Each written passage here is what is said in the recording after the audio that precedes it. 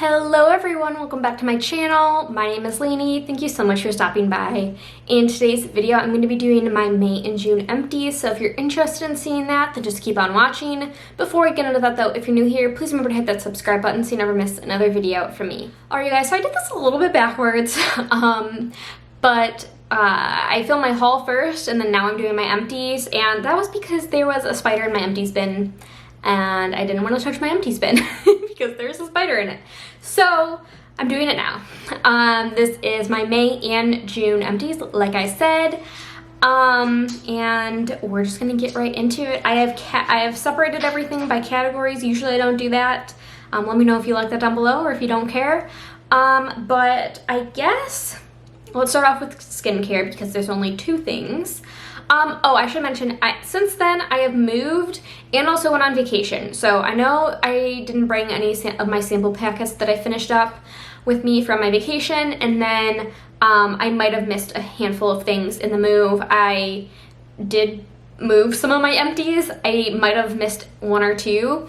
But everything should be accurate, my numbers, when I tell you guys that at the end. I will also give an update to my beauty budget because I realized after I filmed my haul, I didn't say like the total numbers that I ended June with. So I'm gonna do that at the end of this video as well. But let's start out with skincare. So I just have two things and they're both makeup removers essentially. So oh my god, my cellar water just hit me in the eye. So I accidentally just flicked some leftover micellar water in my eye, but this is what I finished. This is the Garnier Micellar Cleansing Water, the all-in-one waterproof version, so the one with the blue cap. I really love this stuff. I like to have this as well as a balm cleanser just to have on hand. But sometimes I'm like in the mood for one or the other, or depending on if I'm going to shower or not. So I did finish one of these and I really like it. I have two backups. Well, one's open and then I have another backup because they were buy one get one 40% off. So I got two.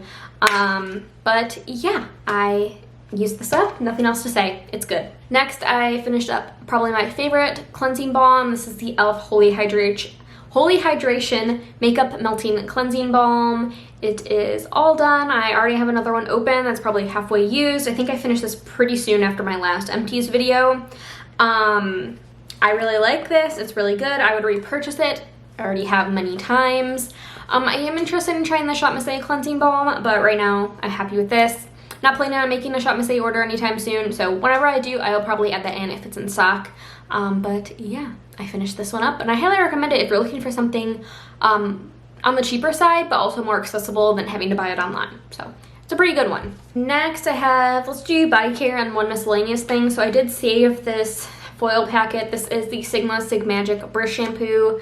This was fine, but I really like the EcoTools one, so I'm going to keep buying that one. And then I have three body care items. First up, I finished my Witch Baby Soap Prism Body Butter. This was fine. I didn't love the scent. It was described as kiwi and tennis balls. You guys have heard me say that before, and I find it to be, it's just like a very green, like fresh scent. Like, I don't know, like fresh tennis balls, like fresh tennis shoes, like it's just it's a very green scent with a hint of citrus.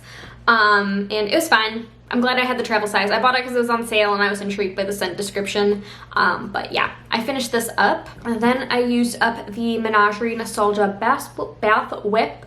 It just looks like this, and I found that this was nice. I didn't love the scent. It was a very fake berry scent, but I found I had to use like too much of this to that made it like a sustainable thing to buy. I basically would use this to wash my legs, and then I would use my regular soap for the rest of my body, just because I wanted to get more uses out of it. So it was fine. I wouldn't repurchase, but I'm glad I tried it. We've got the Tree Hut Strawberry Shea Sugar Scrub, and I bought this and then it came with a free gift purchase, so I have like a mini size of one of these but in the coconut lime scent. And unpopular opinion, but this is not my favorite sugar scrub. My favorite ones are from Witch Baby Soap. I like something that I don't know, this is just a little too harsh for me. Like I don't mind a harsh body scrub, but this was just a little too much for me. I have pretty sensitive skin on my legs, and so this was just a little too much for me. So I primarily used it on my arms because that can handle a bit of a harsher scrub. and I didn't like the fake strawberry scent. So I would not repurchase this, but I know a lot of people love it, so I'm kind of like I'm not the common opinion for this. Next, let's go into hair care. I finished up quite a few things, surprisingly. So I finished up the Briogeo Farewell Frizz Smoothing Conditioner. I just wanted to try this to see if I liked it, and then I would buy I prefer to buy my hair care in the gallon sizes. And so I bought the smaller size to see if I liked this enough to buy the gallon size, and I didn't. It was fine. Just not my favorite thing. I mean, if I had it, I would use it, but it just wasn't my favorite. And then I finished 2 shampoos. So I finished the Not Your Mother's Curl Talk, which I thought was really nice. I just wish these came in a bigger size. This lasts me longer than a conditioner would, but I really liked it. I would repurchase it. Did I repurchase it? No, I didn't, but I would consider repurchasing it. And then I used up this Pureology NanoWorks Gold shampoo.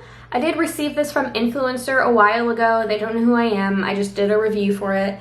And this is expensive. Like, I think this is $42 or $48 for this size bottle. Like, that's ridiculous. The gallon, the bigger size is, I think they're actually liters, not gallons. Anyway, the bigger size is like $100. Like, it's ridiculous. I'm glad I was able to try it. This was my review of this. I find with the so, okay, rewind again. So the backstory, when I got this, it was at the point where I hadn't gotten my haircut yet since the pandemic started. So I'd gone, like a year and a half without getting my haircut because I didn't want to go until I was vaccinated. And my hair was just so dead and dry, like it needed a haircut really, really badly. And so I got this and I was really happy because it seemed like something that would help my dry, damaged hair. And I found that the shampoo and conditioner, which I finished a while ago, worked best together. However, one or the other also worked really nicely. I tried to test it out in different ways. So I wouldn't purchase this again unless I had like a weird scenario where my hair was just so dead and fried and damaged that I needed this level of moisture. So if that scenario was to ever happen again, like maybe I would repurchase it just to have it. I would probably just buy the conditioner though, but for the price, it's not something I would recommend on like an everyday basis. I would only recommend it for special circumstances where you really, really need to try to repair your hair. So yeah, I finished this up finally. I'd been kind of hoarding it whenever I had particularly dry feeling hair. But it is finally done. Then I finished up a leave-in conditioner. This is the Cake, the Main Manager, Totally to Die For 3-in-1 leave-in conditioner. So this is what the bottle looks like. And this was fine. Like, it has a nice like lemon cake scent. It was nice. I have like a bunch of like samples of like leave-in conditioners, and the Not Your Mother's Curl Talk line really, really works for me. And I found the defining cream worked well enough as like a leave-in moisturizer that I would probably buy that instead of this, just because I really like that line. I think they also make their own leave-in conditioner in the Curl Talk line, but I found that the defining cream did just as well. So once I'm ready to buy like another leave-in conditioner type product, I will probably buy that. But this, you know, if you're looking at it, is not very expensive at all, and it does a good job. The only thing I didn't like is it has like a spray pump. I just would pump it into my hands and then put it into my hair. And then I feel like I might have showed this in a previous empties, but I can't remember. So this is just the Weedad dry oil. I finally finished. This did nothing for my hair.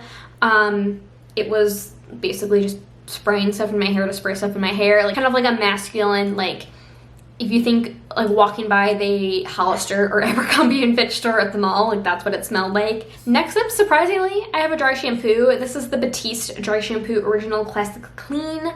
I am not a dry shampoo person. Like, I don't really like it. I find that it irritates my scalp. I had one that I had for like 7 years that I finally finished up, I think at the end of last year potentially, or maybe the beginning of this year. And so I wanted to have one on hand because I do like to use it on occasion. And I maybe use this 2, maybe 3 times per month, but that's like a stretch. And I finished it in like 5 months, which I think is very fast for how little I used it. So I probably would not, even though this did not irritate my scalp like other dry shampoos did, I probably wouldn't repurchase it because I didn't get a lot of use out of it and I wasn't using it very often. So I don't know if it's the pump, like maybe, it doesn't sound like there's product in there, but maybe there is. I don't really know. I know a lot of people like this, but I felt like the value isn't there. So maybe I had a bad pump. I don't know. So dry shampoo, I haven't rebought one. Maybe I'll buy a Not Your Mother's one. And then this, technically I guess could have been in an Empties a while ago, but I went to use it and like I can't really like get much out of it, so I'm just calling it now. This is the Derma E Scalp Relief Treatment Tea Tree Oil. I have a very itchy scalp. So I have to be careful of what I put on it, and this I found will bring a lot of relief to my scalp when it's particularly itchy. In the past I've had like a medicated treatment for my scalp, but if I don't feel like I need that, I can go in with this.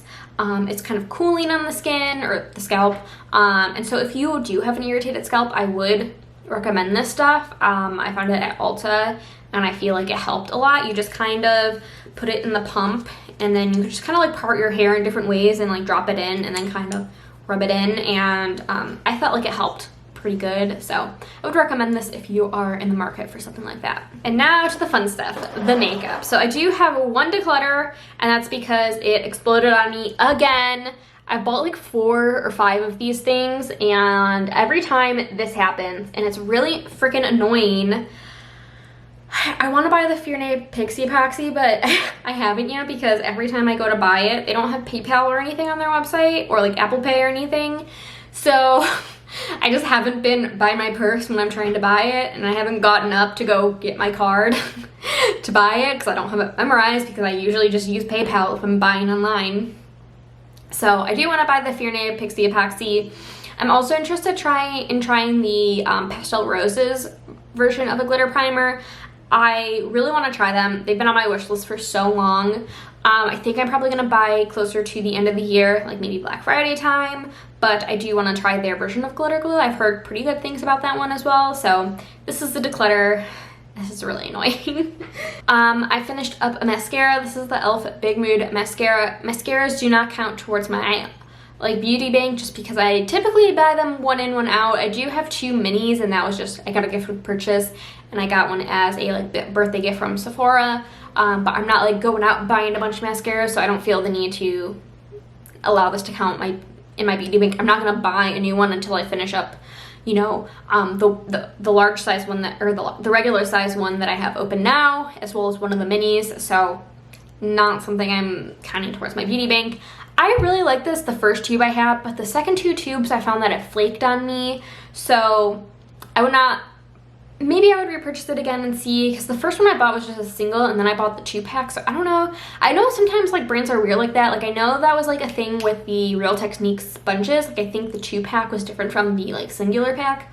I don't know. I might try it again in the future, but I've been trying the Milani Highly Rated Anti-Gravity Mascara and really enjoying it. So yeah, I'm not going to be repurchasing it right now, but this is also not counting towards my beauty bank. So that's that. I am counting this as empty because I finished so much of this eyeliner and then it fell on the floor, and I'm just counting it. So this is the NARS. I don't even know if the name is on here anymore, or if I can't even open it. I think it was like the High Pigment Longwear liner. I really like this. I have a different black liner that I'm going to open in place of this. The reviews of this are not very good, so it sounds like somewhere along the lines they reformulated, because a lot of people are complaining about liking the older version of this. I wouldn't repurchase NARS, but I did really enjoy this liner. It was really, really nice and creamy. I also finished up the NYX Lift and Snatch Brow Tint Pen. I got the shade Auburn, and this still has pigment in it, but you have to press really hard to get anything, which goes against the purpose of like a fine liner like this. I find this has the same issue as their liquid eyeliners, where it kind of leaks out the tip.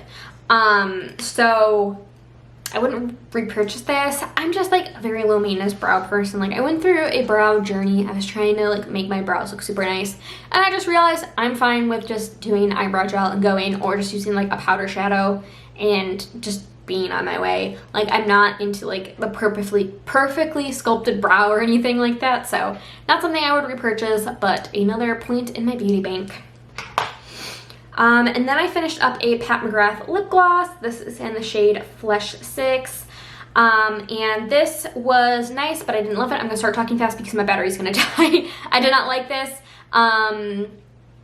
It was kind of sticky and just not my favorite gloss. Then I finished my Fenty powder in the shade Butter. Really, really love this. Definitely will repurchase in the future if it's still available when I finish all of the rest of my powders. And finally, I finished my Milk Makeup Hydro Grip Setting Spray. Really, really love this. I would consider repurchasing it in the future when I finish up my Urban Decay Setting Spray. And yeah. Hello. I am back. My camera did die. I believe I got all of my empties, but now I'm here to go over my beauty bank. So let's get right into that. Yeah, I apologize for the lighting and just like different, I got my hair up. I'm like sweaty from working around the house. But I guess I just wanted to go over my beauty bank because I forgot to do that for my haul. Usually I would do this in that video, but let's just catch up. So since this is for May and June, I'm going to start with May. So starting out the month, I had 14.5 makeup credits that I could use. That can be on anything I wanted. The only things that don't take a credit are like things like eye primer, mascara, and brow gel pretty much. Glitter glue, which I need a glitter glue, so whenever I buy that, it's not going to count. But I had 14.5 makeup credits, basically travel size things, give me a half point. And then I originally gave myself 12 palette credits for the year.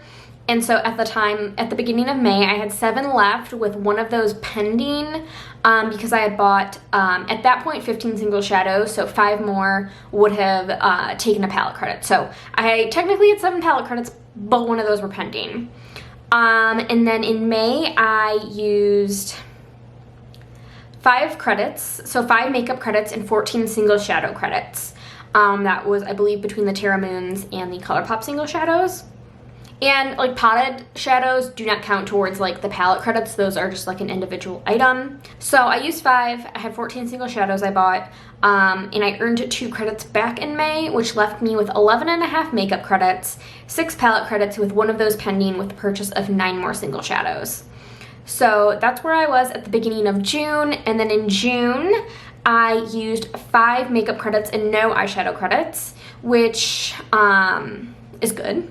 And then I earned 3 makeup credits in June, and I ended with 9.5 credits, 6 palette credits, with one of those pending with the purchase of 9 single shadows. So that is where I am standing for the month of July.